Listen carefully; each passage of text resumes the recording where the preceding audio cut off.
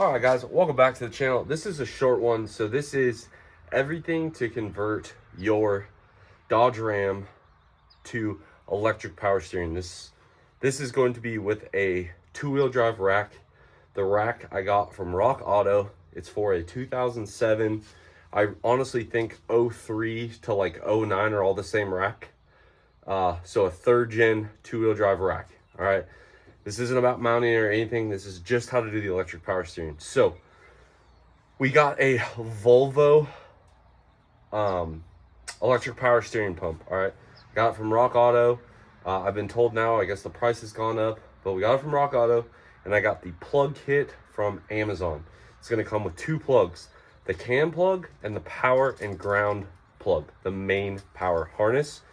And let's get into it. All right. So the first thing, you're going to have to figure out a place to mount it. And I'm sorry, I'm sick. It is what it is. But this is how we mounted it, using 1.25" chrome moly 065 wall with 2 tabs. And the bushings that it came with was some M8 hardware. All right. And this is how it sits. Okay. Now, once you mount it, you have to wire it. So you guys can see this plug came with 1 wire. This plug came with 2 wires. This is the essentially power on module. Okay, that's what turns it on. All right, this I tripped into our fuel pump relay, so that way if the fuel pump is on, the power steering's on. I didn't want to tie it into anything else, and that's how I did it. Now for power and ground, you guys can see it's grounded here.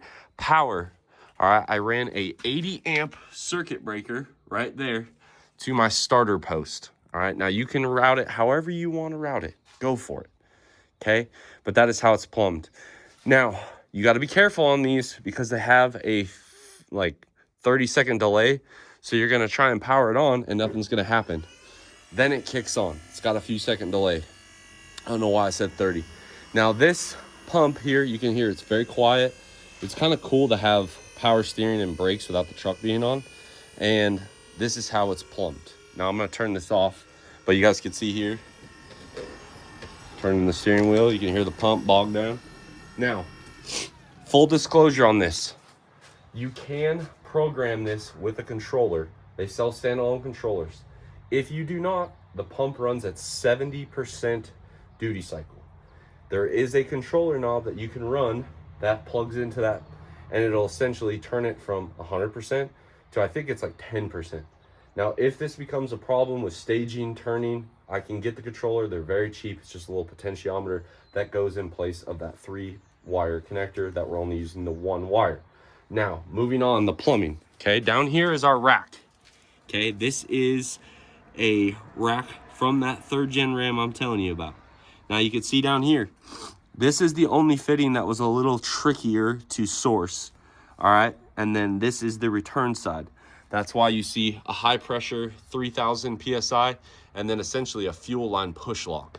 All right, now let me get you guys the sizes.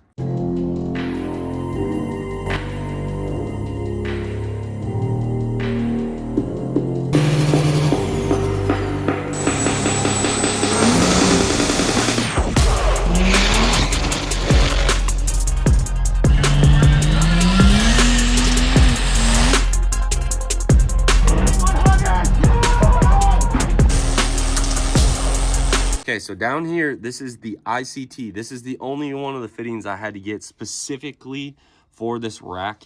It's an extended length fitting. The regular Podwell fittings on Amazon did not go deep enough. The nut bottomed out before the O-ring sealed. Okay, so this is an ICT billet M18 O-ring end fitting for power steering. And then here, now this is also supposed to be a power steering fitting. However, I could not find it. What I was able to use is an M20 ORB to -6, and there's an O-ring right here that fit in that chamfer, seals up great.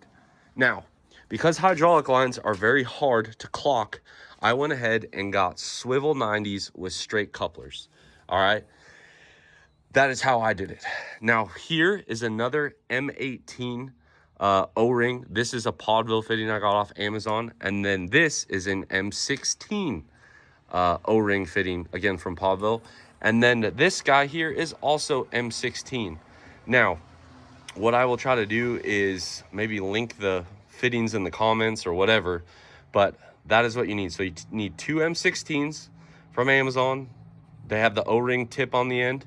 You need 1 M18. That can be the same brand, the Podvolt brand. And then down here, you need this ICT billet, longer necked O-ring fitting. And then over here, we just did -6 push lock with a constant velocity clamp. And here is our return circuit. All right, so the way this works is the fluid gets returned into the tank through this -6, which the pump has a nipple on it. You run the -6 hose to a T. The T connects the rack return, which is down there, up here, tank return, and this is your factory Hydro Boost return. All right, so 6, T, 6, 90, and then these are both push lock. Now, with the push lock T, you don't need to run clamps. These are just barbed, so I did run the constant velocity clamps. Now, fluid then gets pumped out of the pump. This is that M16 fitting I was telling you about. This is a swivel 90 adapter to a 16-inch hydraulic line. As you guys can see, it's nice and tight. I wanted it tight to add some stability to the pump, to another swivel 90. This is the supply to the Hydro Boost. From the Hydro Boost, it leaves out this fitting here, which is the 16 fitting, and it goes down here. Now, this hose is 40 inches long, straight on both sides, okay?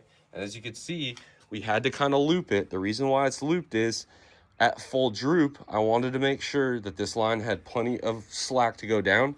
And then when I put it at ride height,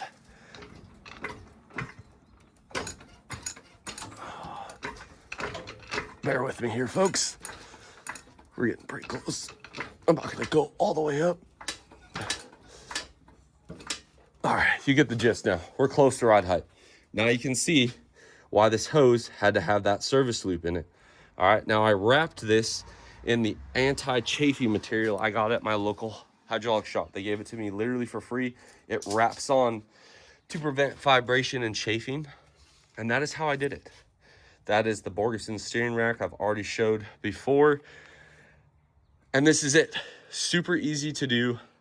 I spent $100 at the hydraulic shop for the 490 fittings, the 2 hoses. This is an Evil Energy -6T. This is a 10-foot roll of Evil Energy -6AN. This stuff is rated to, I think it's, 3/8 fuel hose, so it'll work for oil. And then I zip tied everything up. Now, the only thing I don't like about how we did this is the fact that we couldn't really clock this pump. Ideally, I would have liked to have clocked the pump a little bit more that way, but we're just running out of real estate. The circuit breaker being tucked up under there, I feel like is nice and clean. For power, I ran a 16 gauge wire for the signal. The ground and the power are both 10 gauge. I know what you're thinking. It's 10 gauge for about 3 feet. And the plug itself is 10 gauge.